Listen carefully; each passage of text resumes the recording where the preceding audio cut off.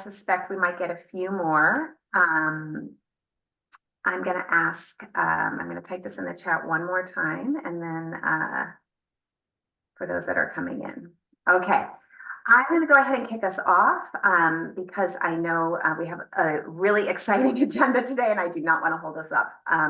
So I will kick us off, but please settle on in, and excited to be among such a great learning community here. David, if you can go to the next slide, please. Thank you. So I'm really excited to kick off our series today. Our series is called Student Support, Powered by Artificial and Human Intelligence. And this series is being hosted on the Hybrid Advising Co-op. The co-op consists of these 5 organizations here on this slide: Bottom Line, College Advising Corps, KIP, Let's Get Ready, and One Goal. And each of these organizations are working together in the co-op to explore the integration of AI into their advising models to be able to extend the reach and depths of their supports to help students access and succeed in careers in college. Shift has the honor of facilitating the Hybrid Advising Co-op, and we're really lucky to work alongside with our fabulous technical partner, Mainstay. We'll tell you just a little bit more about the co-op in a bit, just for your context. And the Hybrid Advising Co-op is funded by the Bill and Melinda Gates Foundation.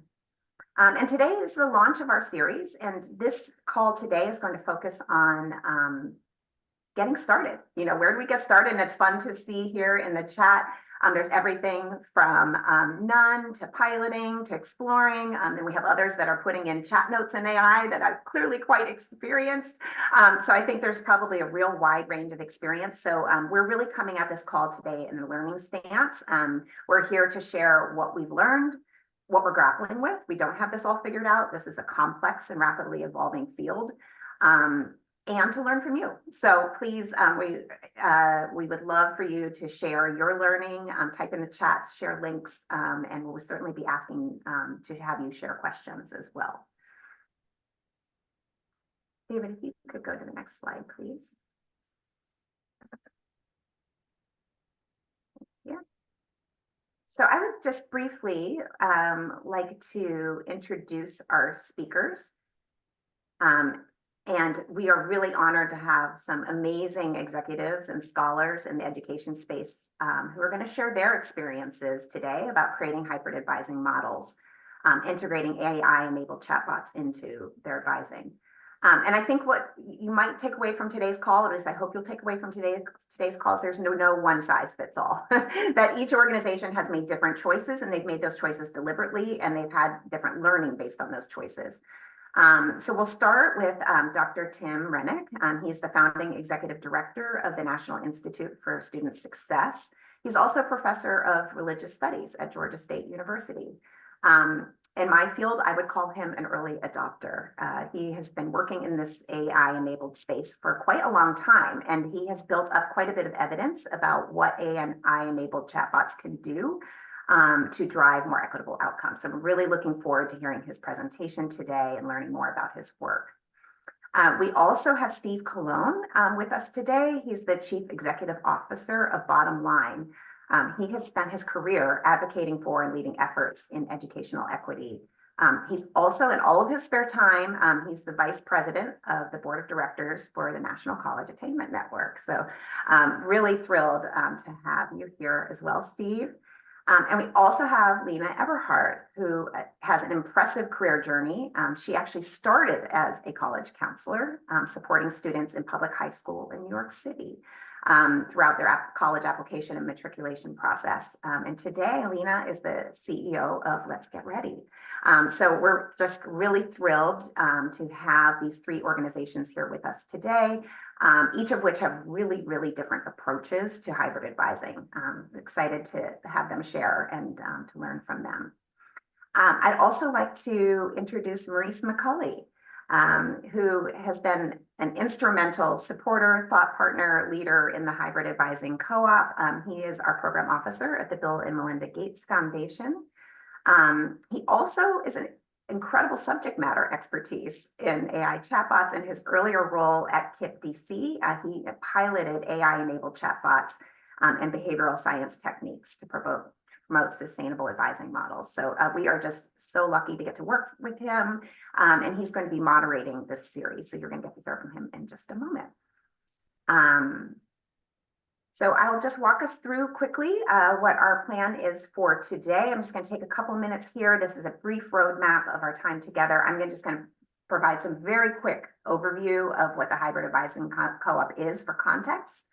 And then we will hear from Dr. Renick about AI-enabled chatbots to drive more equitable outcomes. And we are hoping that we'll have time for 1 or 2 questions following his talk. Because I know there'll be a lot of questions. He's going to be talking about the why behind this. And then Tim will be joining Steve and Lena in the fireside chat to talk more about kind of some of the how pieces around these design choices.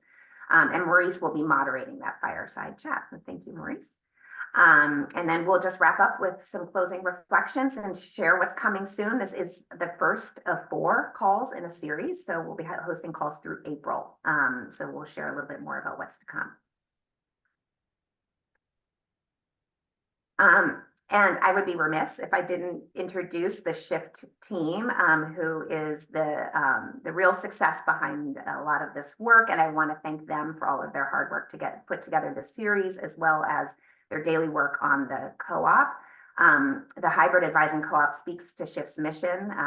Our mission is to use human-centered design approaches to transform systems for equity and justice through partnership with those most affected by them. And for us, that often looks like an improvement collective, a co-op where organizations come together to learn and improve together, and creating a space where people feel like they can share that type of information.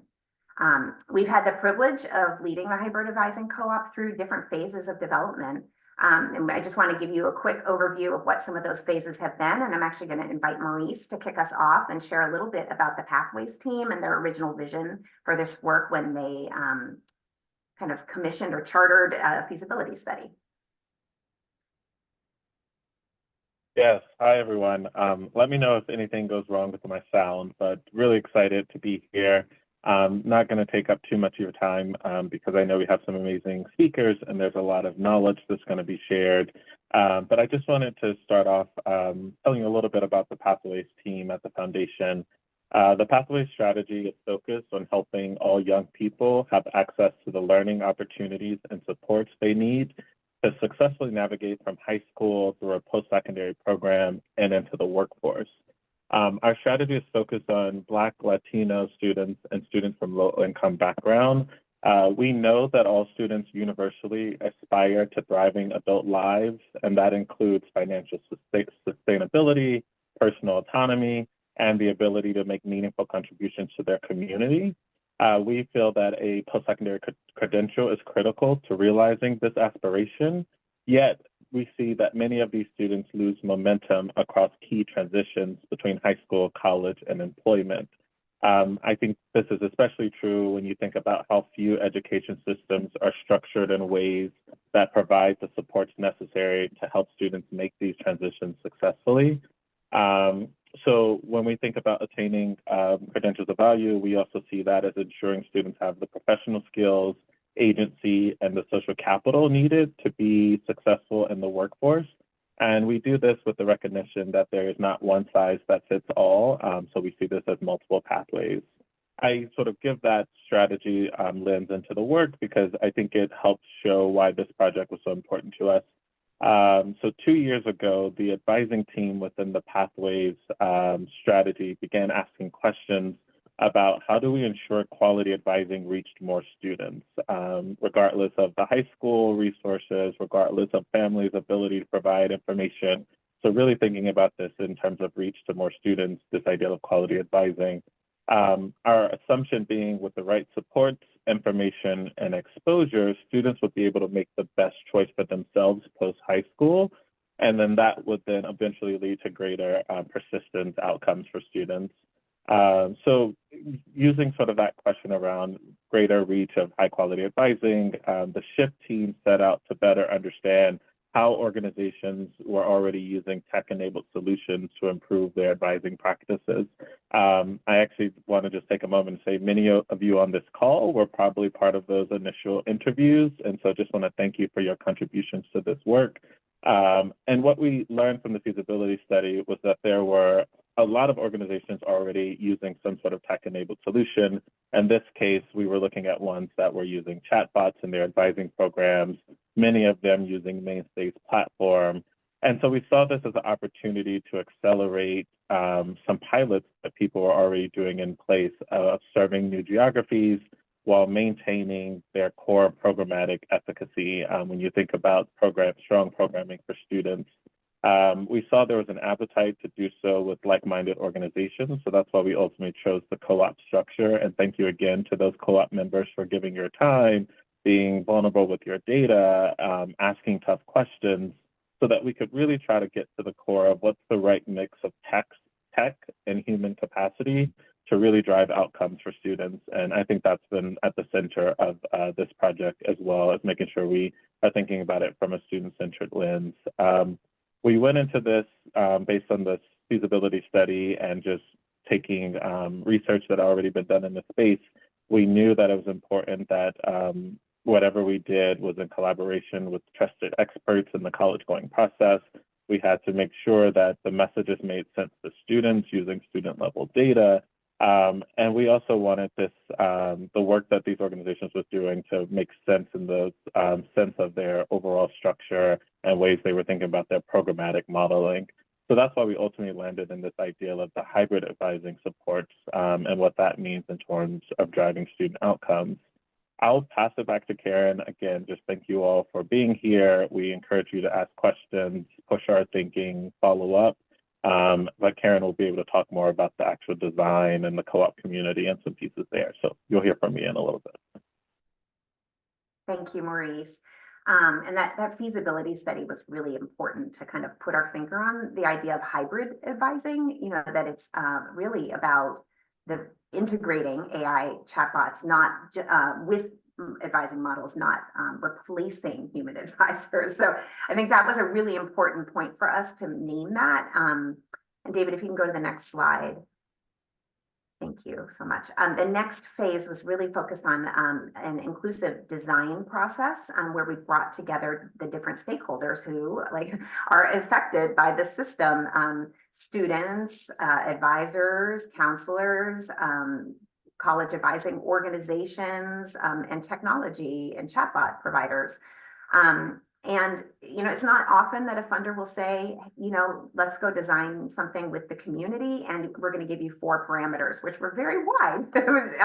So the parameters were really that we were centering on equity. We were creating something so that we could improve outcomes for and with the students furthest from educational justice. And that the goal is really to address shared areas of practice, but also address those larger advising models with AI support. So, you know, kind of questioning our models and changing our models for the future. And that second question was really important because that led to a design choice where we thought it's better to go with one chatbot provider, Mainstay, so that there's a shared context for this pilot and there was shared data. So a huge shout out and thank you to the Mainstay team who's been a really great supporter throughout this work. And then third, create and share public learning and tools. So like we're doing today, creating a community forum. We do this all the time within the co-op, and now we're creating an external space where others learning in this space too can share, and generating sufficient evidence so we can prioritize future research. David, you can have the next slide. So we will be sharing, actually, the co-op is producing what we're calling a playbook, which has much more detail about our theory of change, what measures worked, what hasn't worked. You know, we're being very transparent and honest because this field is moving quickly and it's valuable to share for those of you that maybe are just getting started in this space.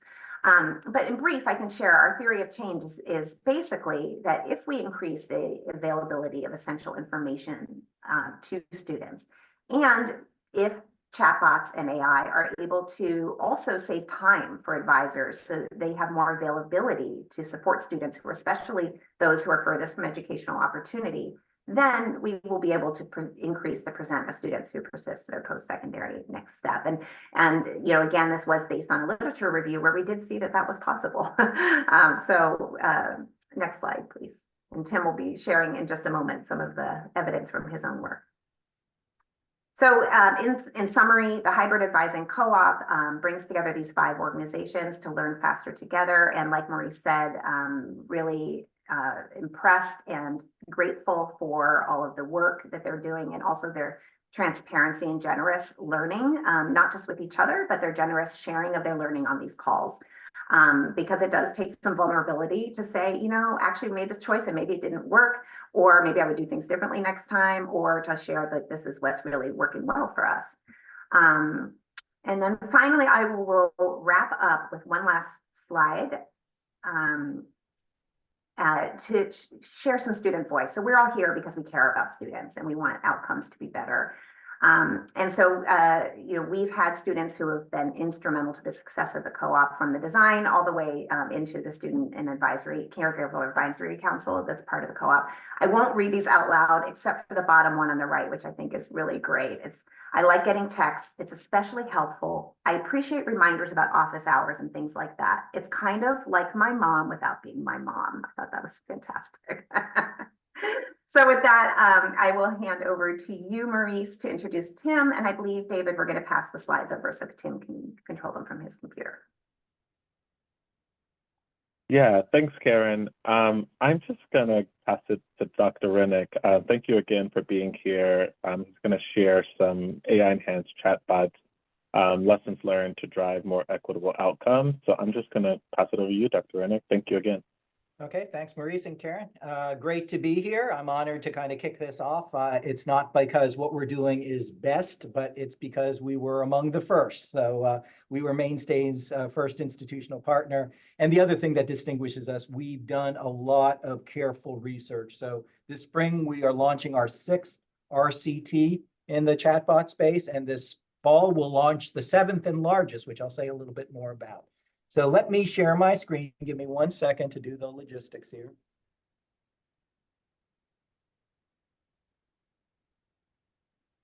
And hopefully you can see the title slide. So when we launched chatbots back in summer of 2016, it was not because we were trying to be innovative. It was the next stage in a process that we've engaged in now for about 15 years at Georgia State, which is a process of self-reflection, of using data to identify the ways in which we're complicit in the dropout rates of our students, and then taking that information and using it to make constructive, positive steps to improving outcomes through improving our supports and systems. And the problem we identified in 2015 was the following, that over a course of 7 or 8 years, we were increasing our summer melt rate every summer. Summer melt, for those of you who might not be fully familiar, is the percent of your confirmed incoming new students who never make it to a single day of college classes. So these are not the students you admit who go elsewhere. This is more insidious. These are the students you admit who confirm their intent to enroll, who come to orientation, who sign up for classes, who in some cases even put down deposits, but never show up for classes. And that number had grown to 19% of our incoming first-time college student class. And so we took seriously our commitment to trying to use the data to understand what was going on and why we were failing these students. And one thing we did is we used National Student Clearinghouse to track all the students who were supposed to begin with us in the fall of 2015, who had confirmed and signed up for classes, but who never showed up. And what was their profile? What happened to them and so forth? And you're looking at what we found, that 12 months after these students had registered and were ready to start at Georgia State, we found that there were almost 300 of them, 278 to be precise, who had not attended a single day of post-secondary work anywhere across the United States. They had just melted out of the college-going population. And look at the profile of these students. Over 3/4 of them non-white, almost over 70% of them low income. So when we begin to weave the equity issue into this conversation, here's ground zero. It shows the challenge we have, and it supports Maurice's point a moment ago about these transitions. that even before the first day of classes, we are disproportionately winnowing out students from minoritized and low-income backgrounds from the college-going population. So we ask the next logical question: what do these students have in common? What do these 278 students have in common that didn't characterize all the students who did make it to the first day of classes? And what we found, not surprisingly, is these 278 students didn't wake up one morning in July after graduating from high school. And our largest feeder school district is Atlanta Public Schools. It's not easy to graduate from Atlanta Public Schools and take the SAT or ACT and apply to college and get into college and confirm that you're going to college and come to orientation and sign up for classes. And they did not wake up one morning and say, I've changed my mind. I think I won't go to college after all. What linked these students together is the fact that when we looked at the data, all of them failed to complete some administrative task that is required to be ready to progress to the first day of college classes. The FAFSA, verification, immunization records, transcripts, deposits, all these sorts of things that we build in, we collectively on this call, and we collectively as a post-secondary sector into the enrollment processes, they were tripping up these students. And so they were failing to progress because they couldn't complete some task that we require as mandatory to make it to the first day of classes. So we did several things. One of the design exercises we did was we pulled together all the offices that communicate to our incoming first-year students. And we made a really simple request: bring with you to a meeting, and it was I chaired the meeting to get everybody to actually show up and take it seriously, a binder with all the emails you sent the first-year students this spring and summer before the start of fall classes. And what we did, as you see in this picture, is create a whiteboard week by week, day by day. We gave each of the different units that attended the meeting a different color Post-it note, and we just had them, okay, if you sent something that day, put it on the board. If you sent something that week, put it on the board with a note about it, what it was. And the results were, quite frankly, horrifying, right? We had over 400 messages that were going out in a completely uncoordinated way to all our incoming students. Nobody really had control. It wasn't like admissions or some office knew what was going. The rec center, if you had a particularly energetic graduate student, might be sending messages to all the incoming students on a daily basis about the canoe trip coming up down the Chattahoochee River, whereas financial aid might only be sending one message out a week. So it wasn't coordinated and prioritized. And from a student perspective, it might as well have been this: they were just getting bombarded with email after email. So for the subsequent cycle, we made two changes, both of which were not particularly cost prohibitive, and both of which we implemented over the course of a 3 or 4 month period. The first thing we did is we created a portal for our incoming students. The portal takes them through all those administrative steps. As they complete a step, it changes color. There are tools and resources available on the page. But I will say the biggest advantage of this portal, and I think it's been critical to the success of our use of chatbots, is giving us much better data about individual students. We used to know a student was engaged and then we stopped hearing about them. Now we know a particular student was engaged until we asked for their immunization records, and then we stopped hearing about them. And the advantage of that is obviously then we can reach out with much more specific help. Frank, I hear that you may not be able to produce your immunization records. Let's talk through that particular issue.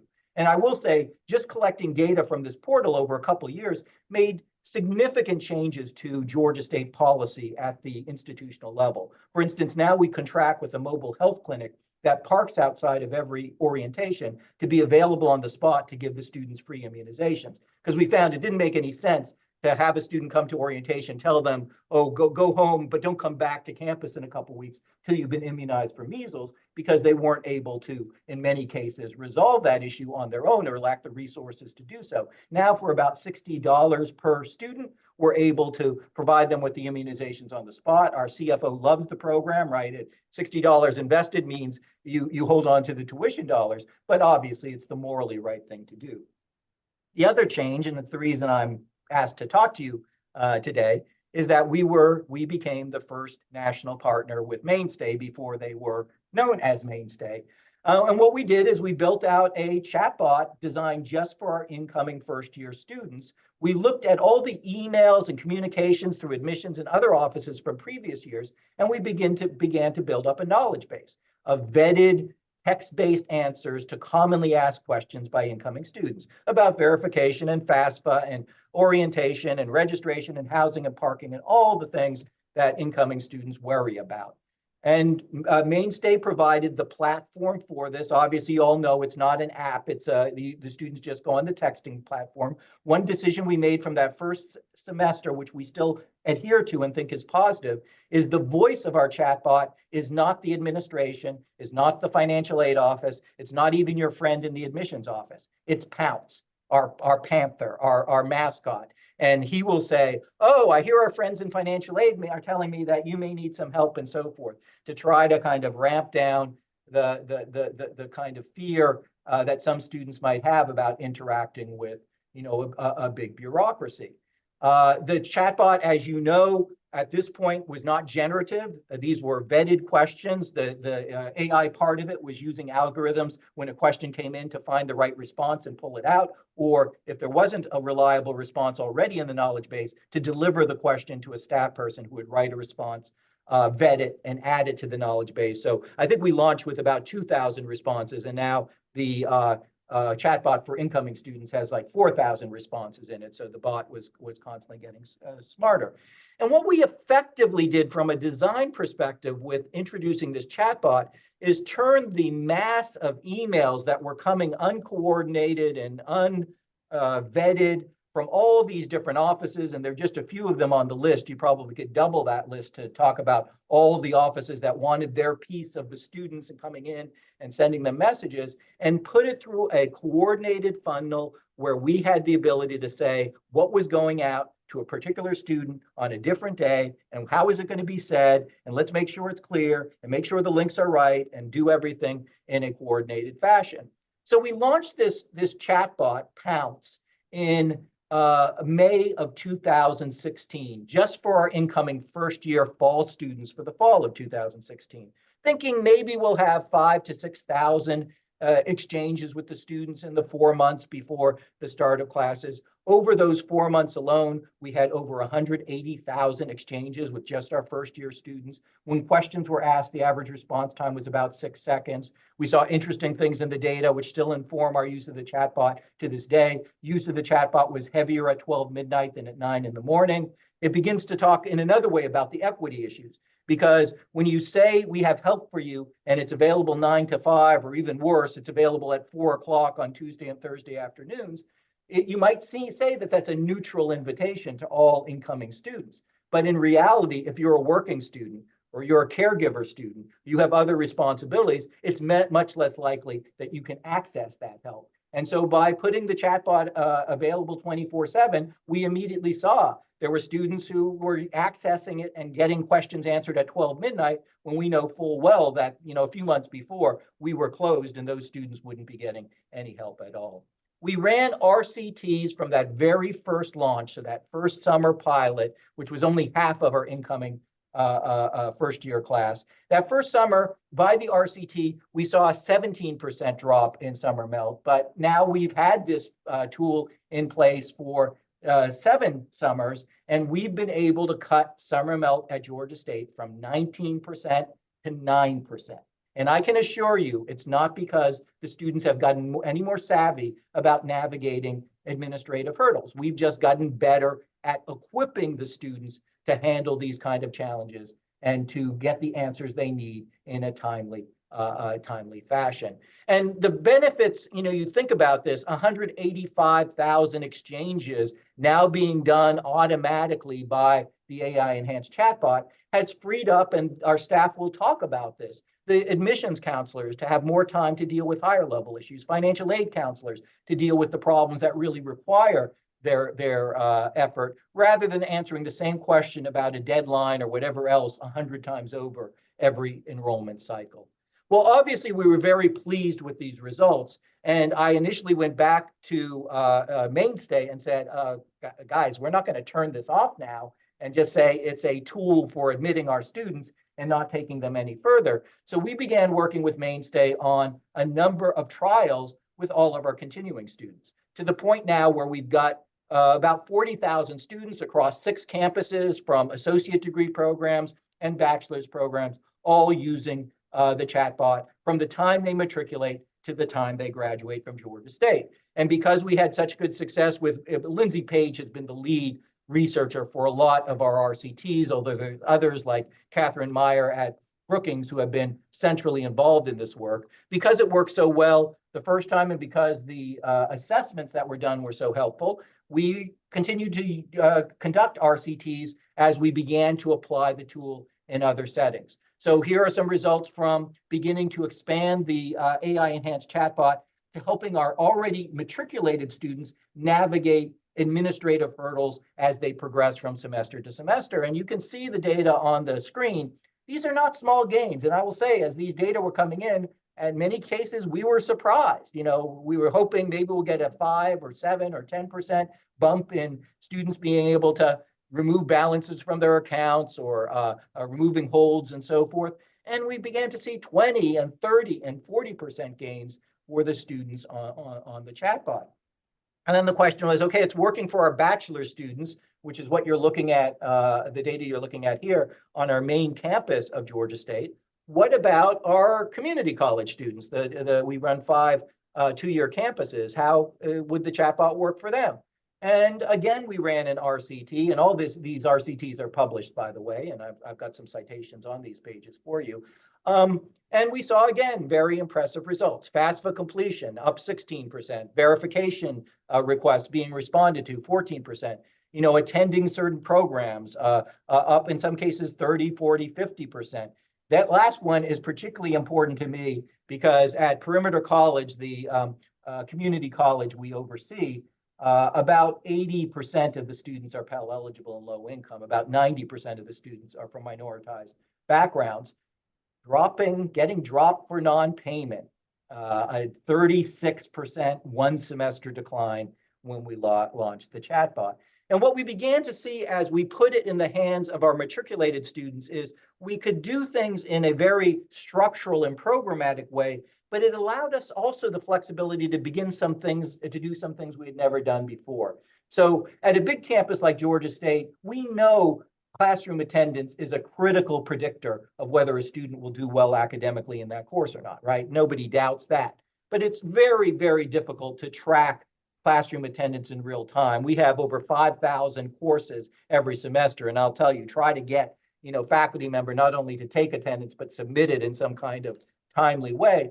So what we started doing is looking at LMS logons. Every course at Georgia State, whether it's online or face-to-face, requires students to access certain course materials online. Faculty are required, for instance, to post the syllabus, certain notes, chat rooms, and so forth. So we began just tracking for each individual student, whether they were logging on to their classes, and using those data sets to then reach out in a personalized way to these students. Stephanie, we know you're signed up for the psychology class this semester, but it's been a week of courses and we haven't seen you log on. Is everything okay? Are you still planning to take this course, and so forth? Trying to engage these students, especially before we hit certain payment deadlines and certain deadlines where they're going to lock in for a failed grade if they're not engaged in the course. And then most recently, because now it's in the hands of 40,000 undergraduates and they're used to using it from the moment they get admitted to the university, we said, well, why don't we use this to drive better outcomes in some of our academic courses? So we began working with faculty members in some of our highest enrollment, high DFW rate courses to say, let's talk with you. We work with them for the full semester before launching even the pilot to say, week by week, what kind of questions are coming in? What are the questions a chatbot could answer as opposed to the ones that are higher level and you're going to need to answer by talking to the students? What kind of nudges would you like to send? Before the midterm coming up, could you give us a couple of sample questions so we could ask the students to think about this and see whether they've studied or prepared appropriately for the exam and so forth? Again, we went into this with modest expectations. Maybe we'll see some measurable improvement in the student outcomes. The first semester we did this now was 2 years ago in American government, our largest single course at Georgia State, 8,000 students every semester. And we got the faculty member who oversees that course to divide his online sections, which have thousands of students in them, into two groups. One group got all the messaging via email. The other group got all the same messaging via the Mainstay chatbot. And you're looking at some of the results. We didn't see a modest gain. The final grades for the students in the treatment group, the group that got the chatbot, 7 points higher, almost a full letter grade. And as we've seen in just about every step of this work, the biggest gains were enjoyed by students from underserved backgrounds. So the first generation students in that treatment group didn't improve by 7, but by 11 points in their final grade. And look at that third item on the list there again, for a campus that is, for a bachelor student, 60% Pell. This is music to my ears that, you know, the Pell students withdrawing from the class dropped by 50%. This spring, we're launching a RCT in Introduction to Chemistry, which we're excited about, and we'll flesh that out in fall. And then we just received in December one of the Department of Education's post-secondary innovation grant awards. So we have a grant of just under $8 million over the next 4 years. We're going to be working with Georgia State, with University of Central Florida, and with Morgan State to pilot the use of the AI chatbot in both first-year math and English classes. And all of those we're going to be setting up actually multiple RCTs on these different sites, one each in math and English over that time period. So in my final comments and the final slide I'm going to share with you is just a couple design lessons that we learned from our experiences at Georgia State. We found it really helpful to conduct a mapping exercise of our current state of student communications. It's eye-opening, but it also gets buy-in from campus partners. For the chatbot to work at a big institution like Georgia State, it was not enough for just the student success offices to be on board. Admissions, financial aid, registrar, and so forth. We needed parking. We needed the health clinic. We needed the library. We needed food services and so forth. Because if the students went on to our chatbot and asked questions about those areas and were frustrated and got no answer, we know that they would pool to using the chatbot at all. So that mapping exercise gave us a lot of information, but it created a lot of buy-in for people saying, we can do better than this and we need to do better. This is probably underestimated, at least for those of you who are at post-secondary institutions. But as a leadership group at your institution, you need to designate what the university texting platform will be. I can tell you there are forces out there that are trying to turn texting into what email became. Right, this fractured process where all of these players are acting independently. And I'm not saying this as a criticism because we use all these products, but I will say that we at Georgia State use EAB. EAB has its own texting function within its platform. We use Handshake in our career services office. Handshake has its own chatbot in its platform. We use Campus Logic in financial aid. It has its own chatbot and so forth.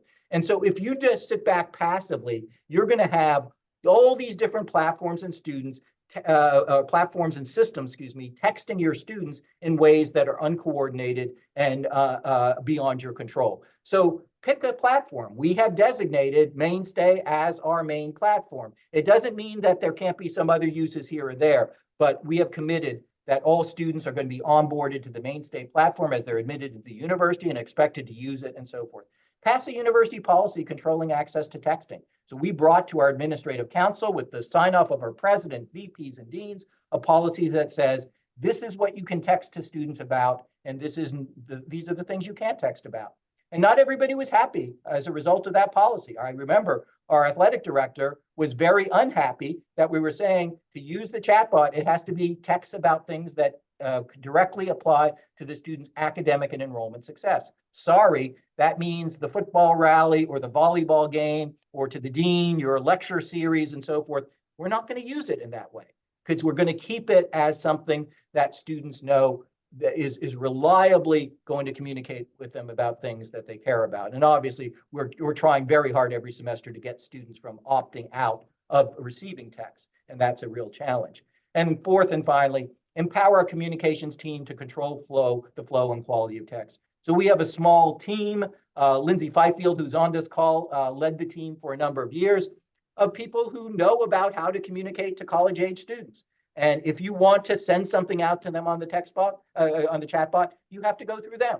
There's no longer this Wild West mentality where anybody who wants to communicate can, any moment of the day, hit a button and send, hundreds of communications to our students. So these are some structures that we found particularly helpful. I'm looking forward to the conversation as we advance to talk about some of the experiences of my colleagues, but also to answer any of the questions you might have. So I'm going to stop sharing my screen and turn things back over to Maurice.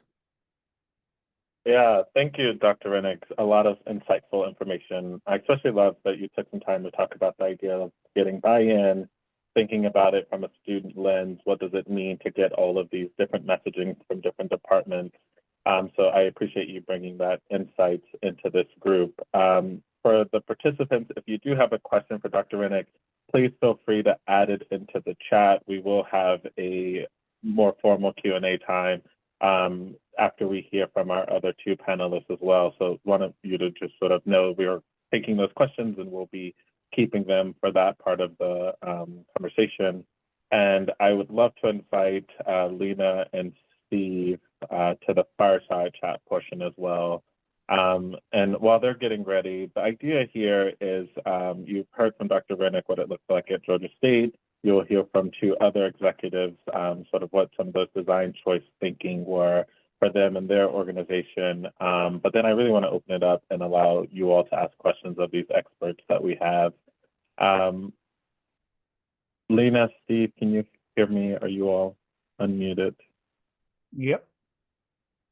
Okay, Yep. Great. So I'm going to start with Lena, if that's okay. Would love for you to sort of introduce your organization, especially around your origin story with hybrid advising and why you chose to integrate chatbots into your model. And then Steve, after Lena, I welcome you to answer the same question, and then we'll take it from there. Thanks, Maurice, and thanks so much to Mainstay and Shift for having us here today.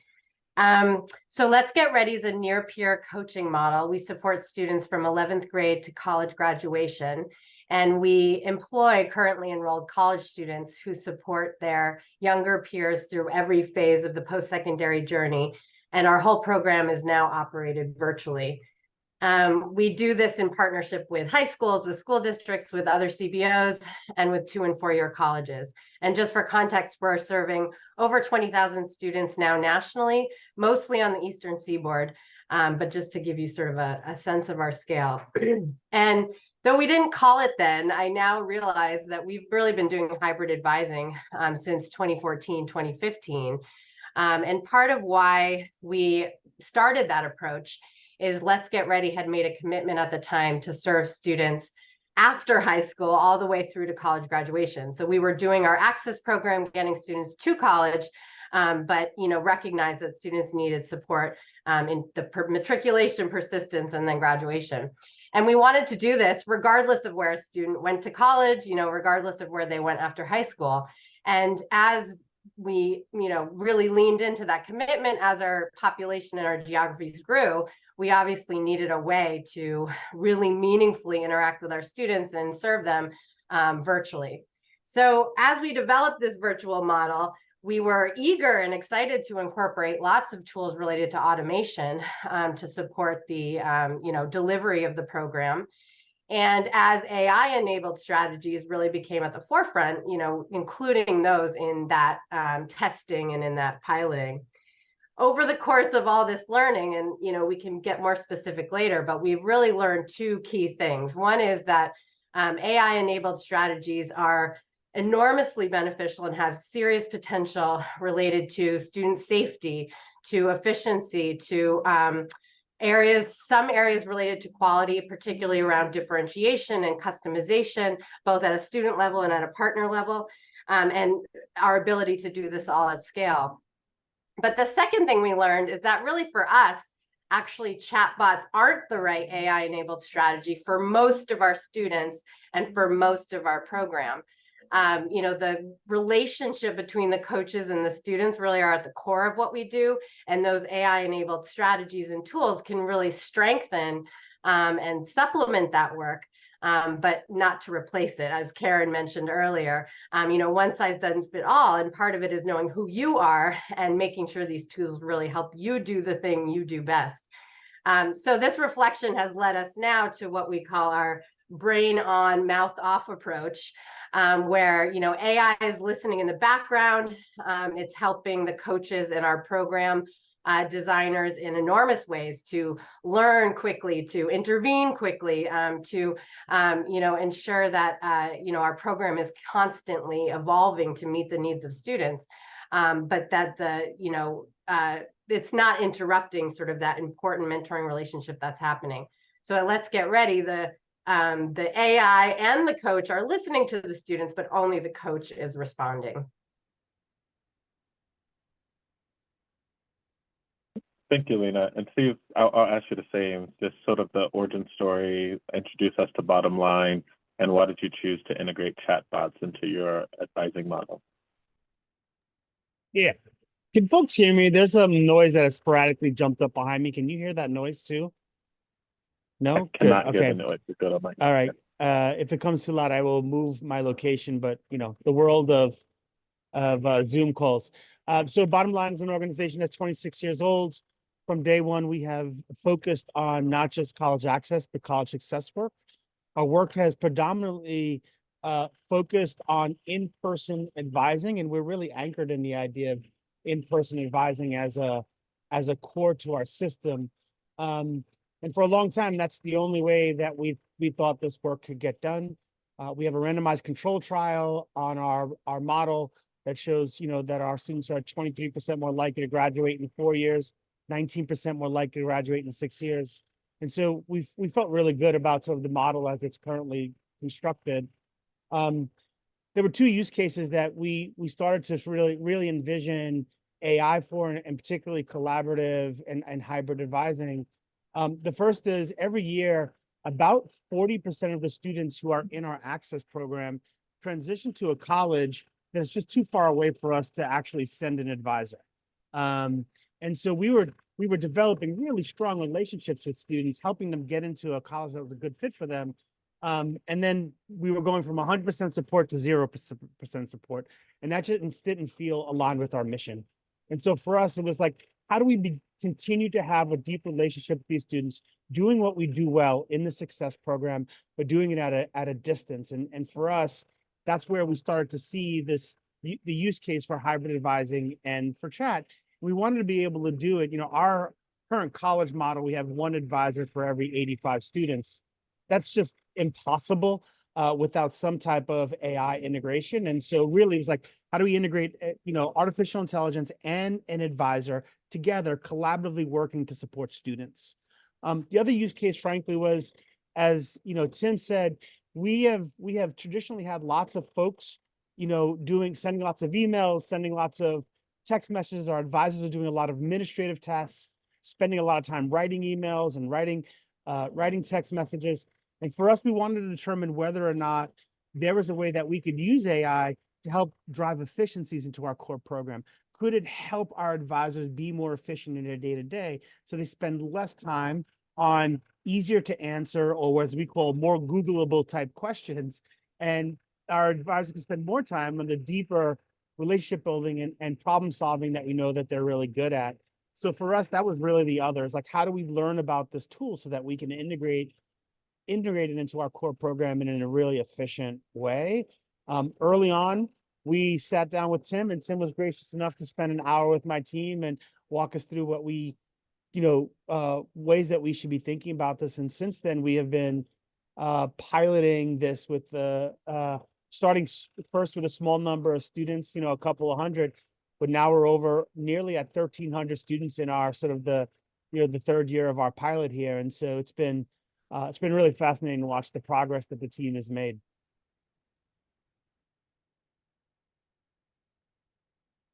Yeah, thank you both for providing those insights and overviews of your organizations. Steve, there was actually an interesting report that the Texas Higher Ed Coordinating Board put out recently around that idea of from transactional to transformational advising. So I think that thought is getting picked up a lot in the field these days. And what are the pieces that are uniquely human, and we should keep them for the human because we know that relationship is important. And then what are some of those more data entry, task-oriented pieces that would lead to greater capacity and more of those transformational conversations. I wanted to open it up to the three of you a little bit. So we framed this conversation around the ideal of design choices. There's always trade-offs when you're thinking about your strategy, when you're thinking about your organizational growth, when you're thinking about how you can serve students. And sometimes when we get to the point of we're doing it, we forget sort of those early stages and some of the big barriers and challenges you may have come across. I would love for you all to share, like, what are some main points or cautionary tales or advice you would give to some of the organizations here if they're just now getting started on this journey of whether or not to think about hybrid advising or chatbots in their model? So some of those early challenges or barriers, and I'm saying earlier, they could still be things you're trying to figure out now as well. And whoever sort of feels moved, welcome you to jump in. Yeah, I'm happy to start. One thing that comes to mind, and there was a question in the chat that touched on this, is we found that there are moments to get students to subscribe to the chatbot, and these moments pass, right? So there are better times and less effective times. So when we were trying to launch across our whole student body, we've had in the first couple of years some real challenges getting juniors and seniors to log on because they already, they know it, right? They've got it. Why do I need this? I've, navigated campus for a couple of years and so forth. We've only been able to build up really kind of systematic use across all class standing at Georgia State by taking each first year class and getting them at the right moment. And the best moment we found from our cycle is when they're first admitted to the university. That's when they're most excited, most willing to do things. And if they don't sign up online or virtually when they first get admitted, then part of orientation is we actually ask the students, take your phones out and let's, get you on board and so forth. And the experience our students have is a very positive one. So we're confident if we get them comfortable with this tool, they'll stick with it. And most of them, the vast majority, actually do. But I will say there is a strategy that you need to develop for when is the right time and the right moment to get people to say, yes, I'm going to log on, and make sure at that moment they're going to begin to immediately have some really positive experiences with the tool. Yeah, I mean, I'd add, I think that's absolutely right. I think the other thing that we talked about was really having a theory of change, like anchoring yourself in a North Star, what you want to be true about the way your program is interacting with your students, and use that because there are going to be a multitude of places, as Tim said, where somebody wants to text about this, or maybe maybe the answer set should be something different. I think anchoring in on who you are as an organization, your values as an organization, your North Star, and your theory of change for students is really critical. It is not a simple copy and paste from your current the theory of change in your core program model. This is going to be different and needs to be treated differently. And so be really purposeful about the way you set out here and have know the places you're willing to make some design bends and some programmatic bends, and know the places you're not, because it's going to be really valuable to you as you start to learn about how the tool works and how it doesn't work. Yeah, just to piggyback on that, I think one of the things that we've learned is that you can create a perfect sort of design process and, pilot structure, but in this environment, you also have to make sure you're ready to be sort of quickly integrating new information and new data. And this tool already evolved and now it's already becoming something else. And there's so much noise and some of it's really positive and exciting. So you're like, look at all the things we could do. But without that clear sort of North Star, to Steve's point, or to a real clarity about what problem are we trying to solve? How does this really fit into our way of operating and into the sort of, social issue that we're really connected to? You can get sort of, I think, overwhelmed and distracted. So I think, being really clear that you have to have a clear process from the get-go, but also a process that's open and ready to integrate and be creative about new information that comes in. And the only other thing I'd say is, we're not experts in building AI chatbots. I mean, I won't speak for the group. I'm saying we as Let's Get Ready. We are experts at youth development. We're experts at, student mentoring. We're experts at college access and success and, post-secondary support. And so making sure you find the right partner who is truly an expert in, that piece and how the technology is evolving all the time, and who can genuinely be a partner, values aligned partner, but also, a partner in learning, and a vehicle through which you can really be exposed to the best practices in the field, best in class thinking around this work, that you wouldn't have access to on your own as a solo organization. So, we found our way to Mainstay, but that wasn't, a straight line. And I think through the hybrid advising co-op too, are developing that community that can really, help us learn and just be more than this, that we could sort of, invest in on our own. And if and I could maybe just I'll add follow one- up with one that. point. Ooh, Oh, sorry, go ahead. no, go ahead, Tim.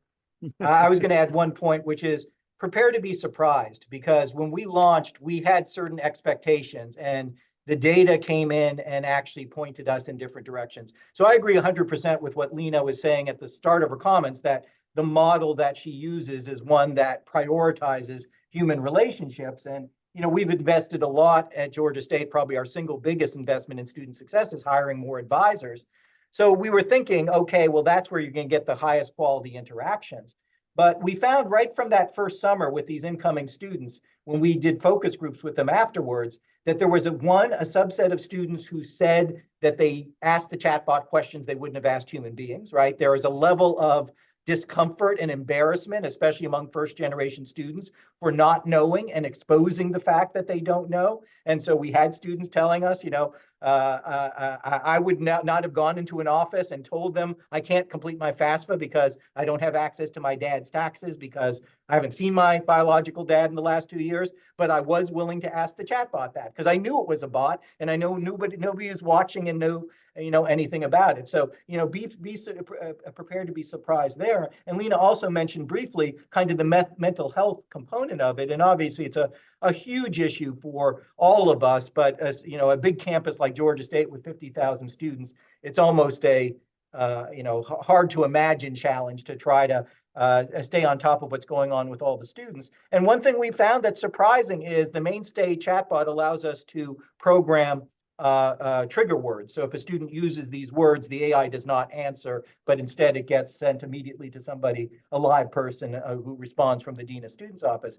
And it turned into another layer of crisis intervention for us, because we found multiple students who will say something to the chatbot about them being depressed or distressed or so forth that they didn't say to their roommate, haven't said to family members and so forth. And in some cases, it's the way that we've gotten them better and quicker help. And again, it's kind of counterintuitive. It wasn't a starting assumption going in. So be prepared to be surprised by some of what you see. Thanks. Steve, you had something you wanted to add in there, or didn't want to cut you off? No, Okay. Tim covered it. Well, I know we had some more questions teed up on our end, but I see a lot coming in through the chat. So I'm going to just make the decision to answer some of those instead of some of the ones we had generated. If you can come off mute, would love you to do so, but recognize people may be in different places and spaces right now. But I see one from Richard Robinson around advisor capacity. Richard, did you want to come off mute and ask your question, or do you prefer we read it out for you? Just let us know. Basically, and thank you for pulling up the question. I'm curious around advisor capacity.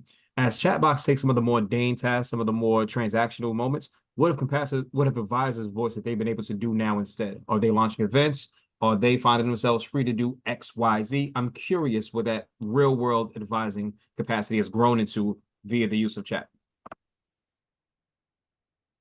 Yeah, I think for us, we're still trying to understand that. It's a great question.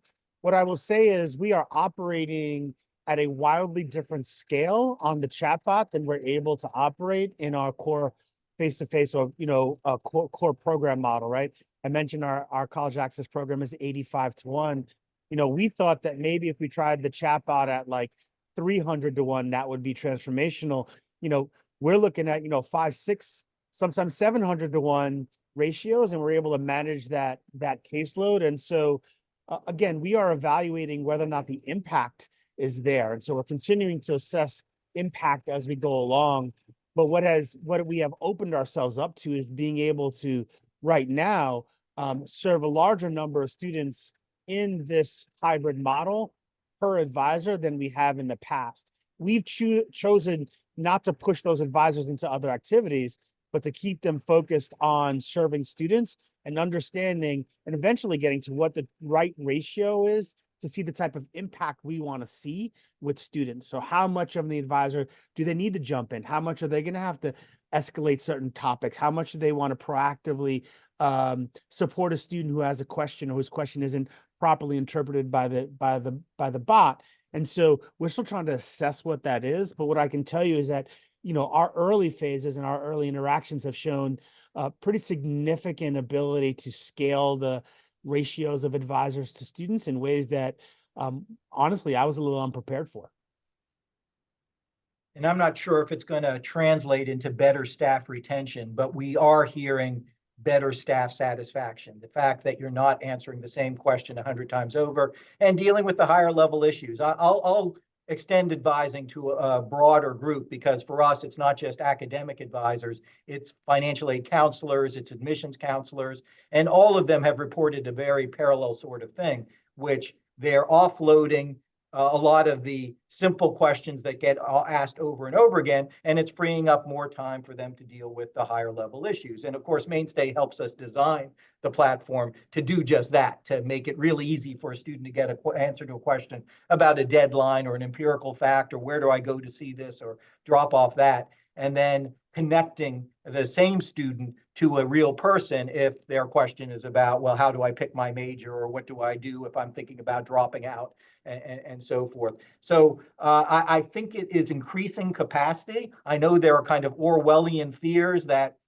the AI is going to take over and we'll start releasing and not hire faculty and staff and advisors and so forth. That is not even close to our thinking at Georgia State at this point. We're just so relieved to have these questions off lifted. And just the one example I cited, in 4 months in our admissions office alone, we had 185,000 exchanges with our students. Our admissions staff, you know, the counseling staff is, if I'm correct, I think it's around 16 or 18 people. The idea that they could have, in a timely fashion, you know, kind of dispensed with 180,000 sorts of inquiries. It's a whole different level of service we're able to provide, not just 24/7, but immediate responses. And something we haven't talked about yet is quality control. It's hard to train new counselors, advisors, financial aid people about all the arcane rules that exist in the big bureaucracy. You get the vetted answers correct in the chatbot, and you know the student is going to get the correct answer to those questions. And we've actually at times used it as a training tool for staff as well. You don't know the answer, don't wing it. You know, type the answer in the chatbot and get the correct answer and give it to the parent or the student. Yeah, I was actually going to mention training too. I think that's a place where, for example, while we're clear that chatbots for us, at least at this point, are not right for most of our students in most of our program, we're experimenting with chatbots to, you know, provide support around very specialized technical issues, like transferring from this type of college to that type of college, or pursuing a type of financial aid in a particular state, right? And so, you know, a coach, you know, we know from our learnings that that experience has to be properly integrated into the coaching relationship, and always privilege that and come back to that. But, you know, can a chatbot really support students in this really specialized way? And that would ensure that we don't have to make sure every single coach is trained to support a student on that particular technical thing.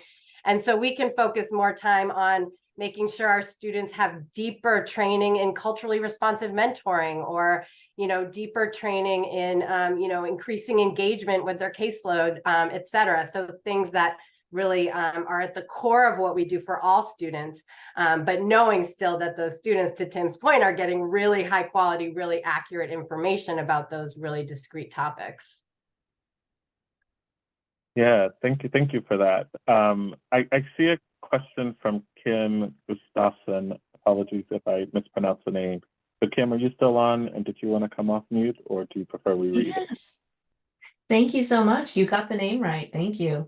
And thanks for such a great session.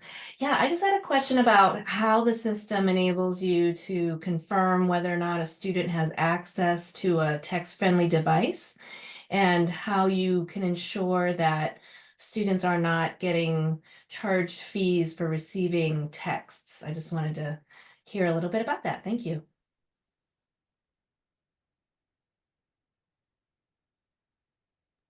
I can start because we did think about this move 4 or so years before 2016 when we actually launched it. And one of the deterrents was we did some analyses of the number of students who have smart devices and found that there was still a significant number who did not. When we did the same sort of review in 2016, even though we enroll 30,000 Pell eligible students every semester, the numbers were under 3% of the students who didn't indicated they didn't have access to a smart device. So we created a loaner program. We have available iPads and so forth that students can get if they don't have that kind of device. So I think there's been a shift, and those of us who live on college campuses see it, that, you know, it's almost unheard of now that students don't have access to these tools and devices, but we do provide an alternative. As far as the cost to the students of texting, I can't say that we as an institution have addressed that. I don't think that we're in the process of looking at how much the charges are for taking these texts and so forth. We know most students are texting on a regular, very regular basis and do not think that it's adding a lot of cost. But I think that's a good question, and I must confess, I don't know the answer to whether the use of our chatbot is costing the students a lot. Yeah, at bottom line, we actually asked the students. So we'll send an initial sort of text to them or do it during the student application process. We'll ask them about that, and we'll ask them if they want to opt out of texting because they have those issues. So we provide them the opportunity to opt out if, you know, for the rare student who has, has to pay by text. I think I've also found that because we are not the size of Georgia State, we're just not simply texting on as many things where I feel like the texting would become onerous and cost prohibitive. It's just it's not that frequent of an engagement. To be honest with you, and I suspect that some would say that any one individual student isn't probably getting, over inundated either. And so, like, we try to be really careful. And I think that was the point about controlling who gets to use the textings, to make sure that you have a control on how many messages are going out, because I'm actually more nervous about just blasting out text messages and students opting out because they're just tired of all the texting coming in, right? And so, like, we've got to be really thoughtful and intentional about when we choose to use that number and use it responsibly so that the students know that it's something serious if it's coming from us. The only thing I'd add to that question, and I don't know as the full scope of what we're doing in that area, but I know this is an area that our partnership is really important. So just calling out Mainstay again, I know we've had to troubleshoot a lot around different carriers also, so there's fees and there's access to texting, and different carriers, have different rules around, how texts get through and what students get access to, et cetera.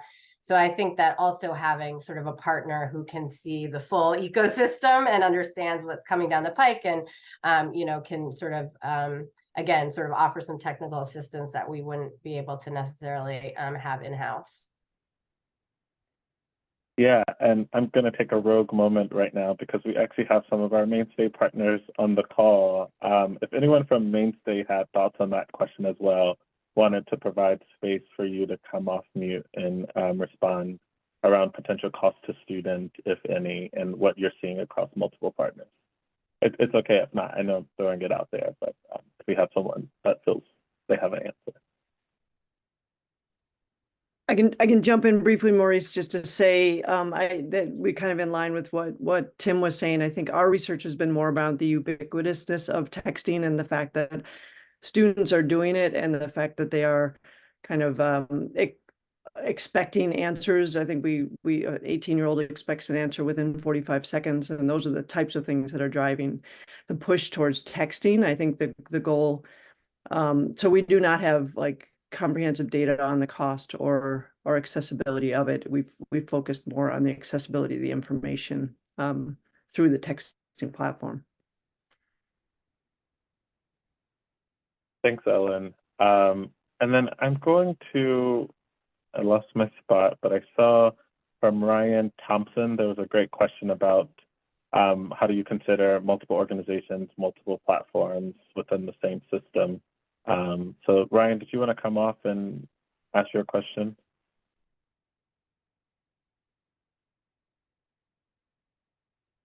Yes. Hey, Okay. everybody. Yeah, I just want to know, kind of what do you recommend? I heard Tim talking earlier. What do you recommend for organizations where there are multiple organizations and text platforms within the same schools, and like how do you recommend, going about mitigating that issue? Kind of cutting through the noise and or I don't know. I guess it's just any best practices that you may see because that, as you said, that was a challenge to get through to the students.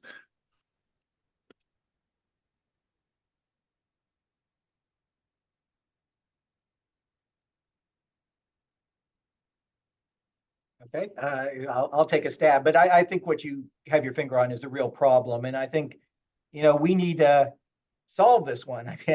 As an institution, we've taken some steps to do so, but I understand if you're an organization working with multiple post-secondary institutions or high schools and other organizations, this is a problem. What we've tried to do is prioritize a particular platform, which we endorse in all sorts of ways.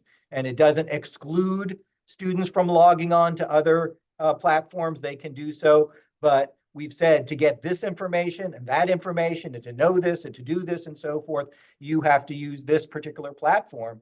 And that takes some will and commitment because, as I mentioned, we've got these other vendors who have important information that they want to share. In some cases, we're literally taking that information from other platforms and putting it on our main texting platform. It's not a perfect solution, but we've got to do what we can to try to make it as clear to students as possible where they go to get authoritative information and where they can rely for quick answers and so forth. Because if we leave it up to the marketplace, what's going to we know what's going to happen because that's what's happened with email. That they get bombarded with 10,000 emails every week.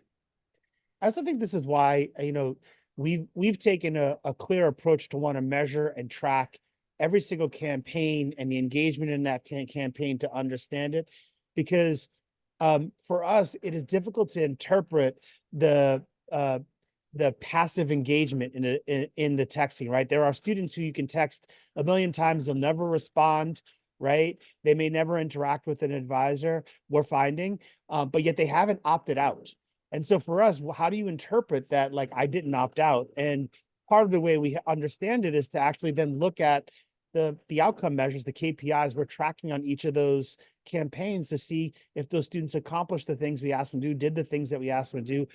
At the end of the day, are they persisting, second semester persistence, third semester persistence? The understanding, I think the passive engagement is such a critical piece of that learning to understand whether your message is getting through or not, because we just don't know. And you don't really know unless you're actually being really intentional about measuring outcomes connected to the campaigns that you're running. And Lena, I see there was a question directed to you, but I think it may also have some interesting insights from the rest of the panelists. Danette, did you want to come off and ask your question about quality of coaching? Hi, thank you so much for this session. Super helpful. Lena, the way you were talking about your program is very similar, I think, to ours at College Success Foundation. And so, as we know, the role of the advisor and the coach is so important. It's so complex. It requires a skill level that is not easy to just hire for immediately. And so, for us, the sooner we can make sure that coaches and advisors are giving those really high quality advising sessions and coaching sessions, that's what is most important. So I was just curious about if or how you're using AI to help with improvement in quality coaching or quality advising sessions. Some things we've thought about is listening in and then giving feedback to coaches on here's opportunities for improvement, not as a way to penalize, but just again as a way to improve how we work with students. So just curious about thoughts on that. I would say, yeah, thanks for the question. And those are really interesting ideas. I think the biggest way is And this goes to Steve's point about being surprised at sort of the ratio and the caseload size that's possible. I think the way that automated tools and AI-enabled strategies can help you track and sort through thousands of responses in such a short amount of time allows that the coach is then prepared with, really specific information about each student, how it relates to their whole caseload. So understanding sort of from a benchmarking perspective where that student's at, and can really go into each session in a way that from the student experience, wow, I think this coach is only coaching me, this is a truly personalized experience. And so I think it's a lot about just being able to sort through and sift through, again, thousands and thousands and thousands of messages, and really help equip coaches, and we have, it's set up with various tools around, visualizing that data, but how coaches can really have all of that really at their fingertips.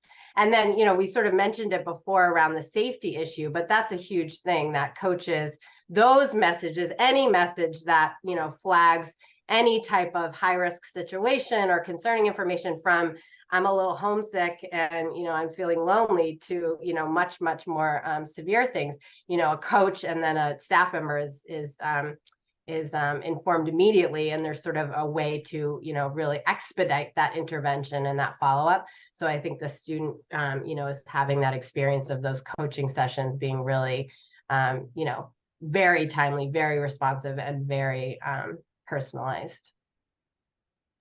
And I'll mention a related issue about the quality of the kind of care we can give to students that we haven't touched upon yet. But we found that the chatbot is a really great real-time surveying tool.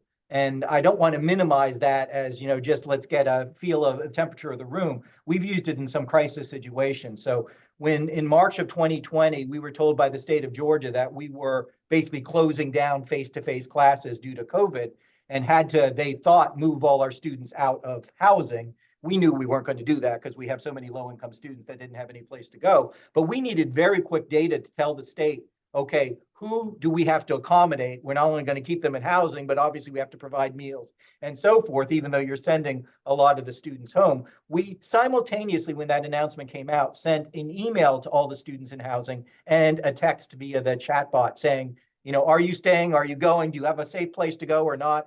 Yes or no answer.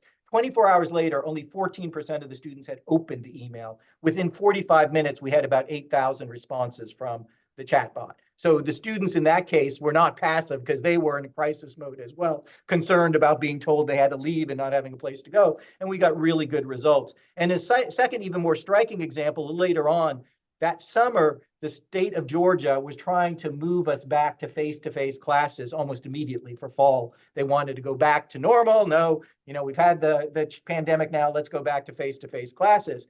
And there was, at that point, very few students actually actively on any of the campuses of the 26 schools, public schools in the university system of Georgia. So we did a chatbot survey of our students and asked, okay, the state is saying they want us to offer most of the classes face-to-face this fall. Will you show up to face-to-face classes? And it turned out that it was something like 80-something% said, no way. And we shared that data set with the state, with the university system, and they changed the policy as a result of that. And it was the only data set they had, hearing from 10,000 students, of which 86% say, no, I'm not going to come and take face-to-face classes, was critical. So it's another way of giving voice to students that is not to be marginalized. I mean, it really is quite impactful to have the ability to get quick, large-scale responses from students. Yeah, thank you for sharing that, Dr. Renick. I think that's powerful, and thank you all for your insights. And unfortunately, we're getting close to time that I'm going to take moderator privilege and ask the last question. Steve, I'm actually going to borrow something from the most recent InCan when you were talking about bottom line, and you were sort of describing the organization as becoming or learning organization that's focused on implementing change in this question. So I'm going to send it to you first, and then we'll just go around. Would love to know, we're here obviously talking about AI. There's a lot of unknowns, but the future of hybrid advising is top of mind. What are you all most excited about in terms of things you're seeing in the field, things you're hearing from your team, that you'd want to sort of like leave this community with? And that'll be sort of our closing question. I'll kick it to you, Steve, and give the rest of you a little bit of time to think about it. Yeah, I mean, I think the biggest thing that's exciting me is I believe that our exploration of hybrid advising and chatbots as an assistant are creating a culture of exploration, learning, trial and error, the plan, do, study, act cycle. We're really, I think, leaning into a way to address issues and program evolution that's sustainable in the long run. So we may come out of this and say, after all of this pilot, maybe the chatbot isn't the right solution for us. But what we've done is developed habits, behaviors, and approaches that allow us to look at new problems that we are facing, or some old problems that we are facing, in a new way, and be really methodical about the way we answer them. Have a plan, study that plan, collect data, analyze that data, determine if, have a hypothesis. That approach to organizational learning feels really critical for us. And so while I'm excited about what's happening with, chatbot, and we call ours Blue with Blueprint, the reality is I'm more excited for the capabilities that the program team are developing to be able to continue to evolve our program to remain relevant in a very fast changing environment that we're all working in. I mean, yesterday we were all thrown for a loop when the federal government said, guess what?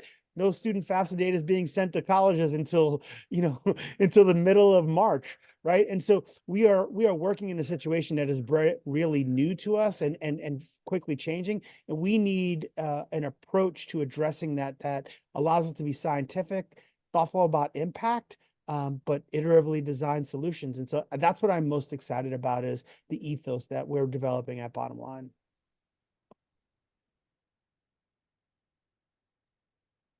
I feel excited about, there's just so much unmet need nationally in this area and supporting students in, getting to and through college, but really just making their own post-secondary aspirations come true. And I'm just more and more convinced that the integration of these tools are going to be a big part of how Let's Get Ready, but also the sector more broadly is going to be able to meet that need. I think in our organization, the thing I'm most excited about is our ability to use these tools increasingly to be even more sort of proactive and anticipatory around student needs, around differentiation, customization, both at a student and a partner level, but just to use the tools to make sure students really are getting the information they uniquely need for their unique pathway. And so I think there's a lot of opportunity there. And the only thing I'd add to what Steve said is I'm just so optimistic, but also mindful of, the need for us all to learn together about the implications of these tools, to notice the places where there's misuse happening, where, we all know examples of these tools being used, to perpetuate inequity or to, exacerbate bias. And so I just, I feel it's sort of incumbent on all us to really think and grapple together around, how do we use this to truly reduce barriers, truly increase access and equity. And I'm just very excited for this community that's developing around these questions, and like really the opportunity to grapple together, and then maybe even influence other sectors who are exploring these tools to really use them in a truly humane way and a truly values aligned way. And in a way that genuinely privileges the experience of the, constituents we serve. And I'm optimistic and excited as somebody who's been in the student success space for 15 or so years now, not because chatbots and AI constitute the answer, but because they're part of an ecosystem that is emerging, that is changing the playing field in a positive way.